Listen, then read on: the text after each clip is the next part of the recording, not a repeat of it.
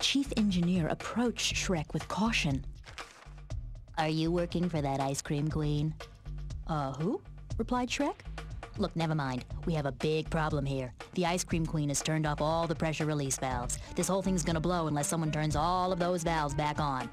I'll help, Shrek exclaimed, snapping up the opportunity. Okay, all the red valves must be hit. Thanks, replied the chief. Alright, so this is the level with the most complex layout. You may have noticed that the rest of the levels are really, really small. Far too small to be called worlds, in fact, but this is the closest one of the worlds comes to being a normal platforming level size. This is also the level where the intended challenge becomes more noticeable because there are a lot of difficult jumps to make. Like that one. That one can take a very long time if you're not used to how Shrek controls, but I'm used to how he controls, so I can't tell you how I did it. I can't tell you how I did it better than I used to, because I'm too used to it. I do like that the wall we jumped off of, it doesn't fit with the rest of the aesthetic of the level. It's just, you know, wood with a giant caution sign on it, because you're not smart enough to figure it out by yourself, the game thinks. You're not supposed to use the railing to jump up there, you're supposed to go up and around the level, but that was much easier, so we did that instead.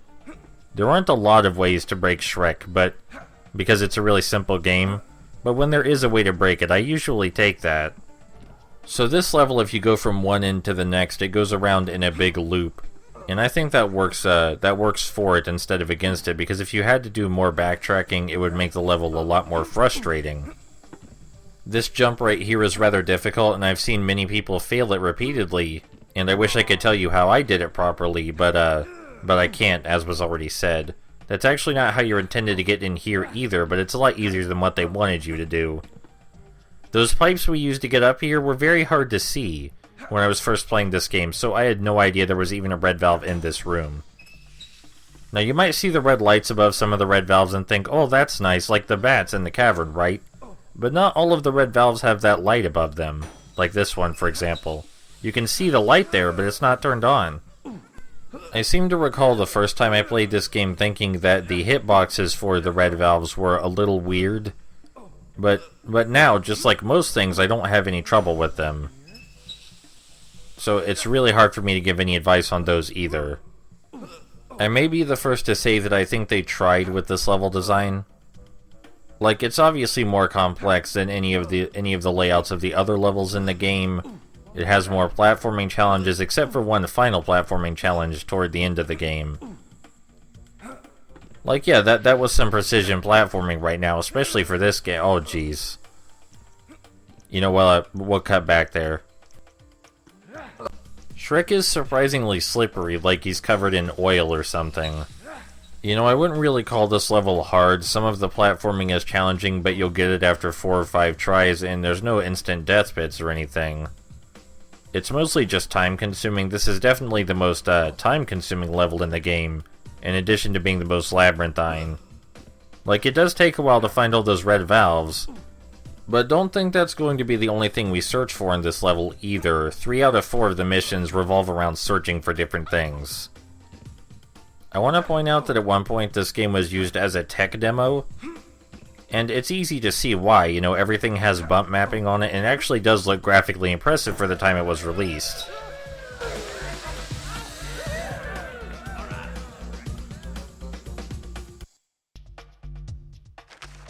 Shrek found one of the engineers quivering in a dark corner.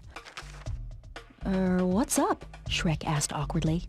It's those ice cream guards. They've been attacking us every opportunity they get. Someone needs to straighten them out. If you could toast them with your fiery breath, I think they'd reconsider their violent behavior. I can take care of that, Shrek replied. So the ice cream guards are actually the easiest objective to find in this level, and that's because there are 9 of them and they're very large and white. They're kind of hard to miss.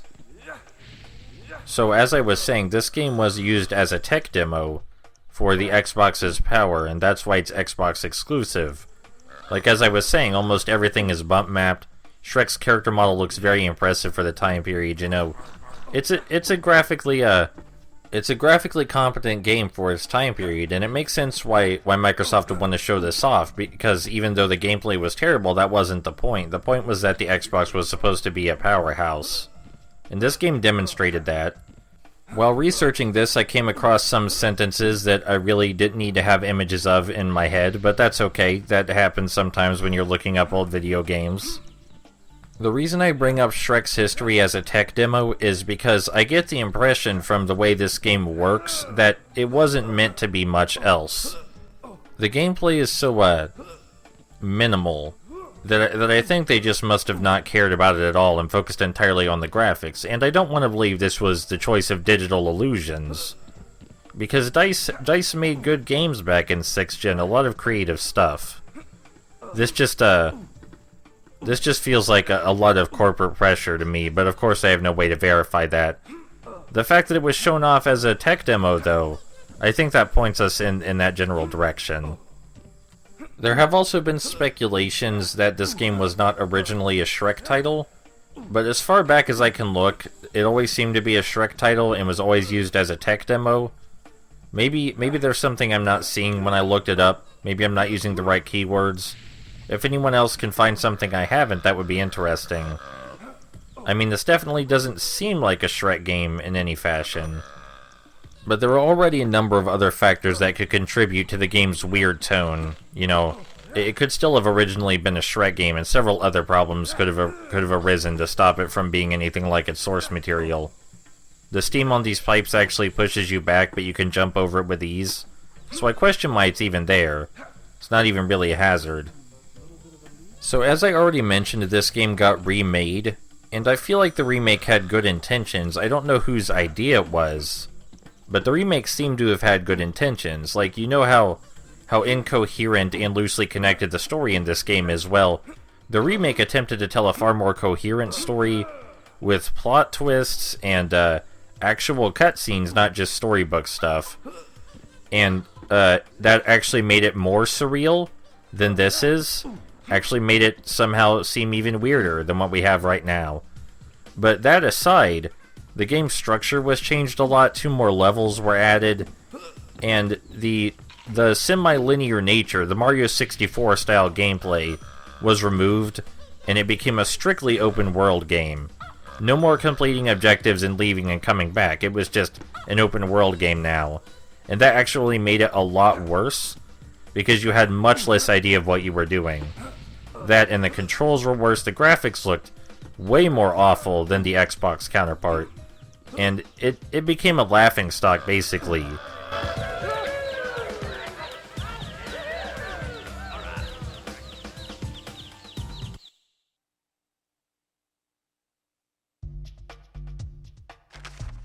You must help us, demanded one of the engineers. With the ice cream guards causing all this chaos, I've lost track of my team. They could be anywhere in these darn sewers. Please, save them and bring them all back to the research station. Shrek winked and reassured him. Don't you worry, I'm an expert at this sort of thing. I'll save your friends. I think rescuing the engineers may be the most difficult objective in the sewers, but most of them are actually really near the starting point.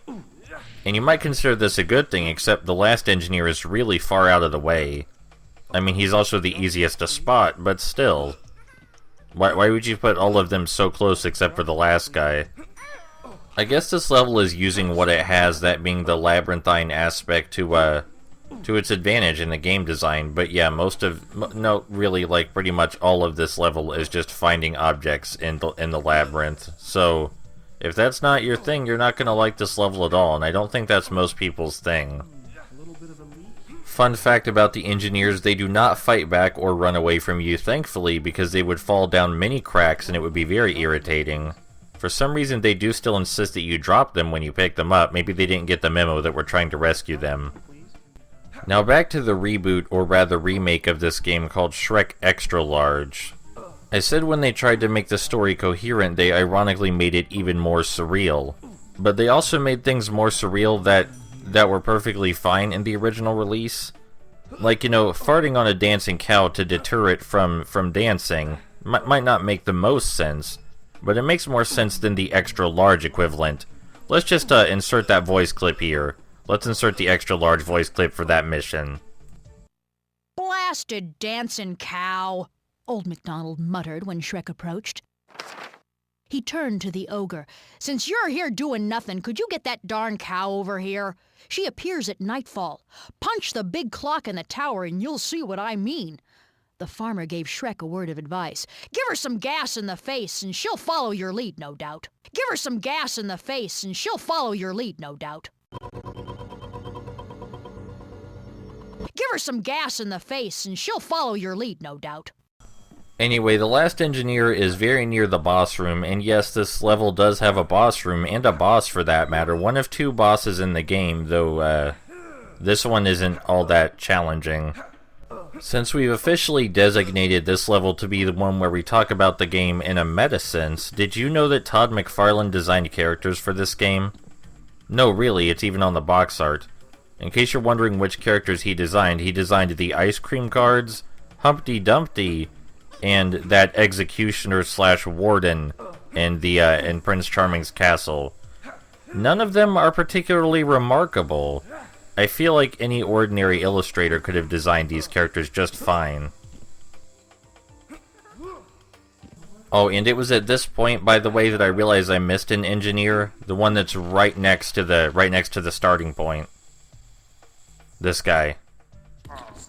You know, I just said they didn't run away, but I suppose I was wrong about that, which is stupid. Okay, now back to the last guy we were grabbing. So, aside from Todd McFarlane's underwhelming character designs for this game, the characters are also very underwhelming. And in promotional material or promotional news pieces, they tend to describe the characters in a way more dramatic sense than they're ever portrayed in the actual game. For example, they call the Ice Cream Queen cold and calculating. And while it's true she does have a plan of some sort that we'll see in the next mission, it's not like she has a character or anything. Like, she could just as easily be a crazy lady. I think they wanted the game's atmosphere to come across as a lot more thick than it actually is, but they should have just banked on how weird the game is and sold it that way.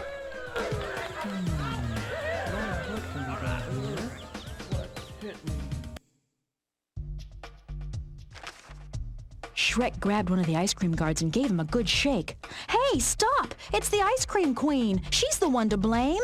She was trying to cause the molasses sewers to explode." Why would she do a thing like that? Shrek asked, puzzled.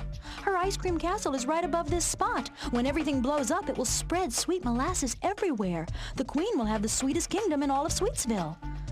Oh, I see, replied Shrek. I believe that defeating an evil tyrant queen counts as a good deed. She's toast! So this is one of the few locations where there's actually an overarching story involved.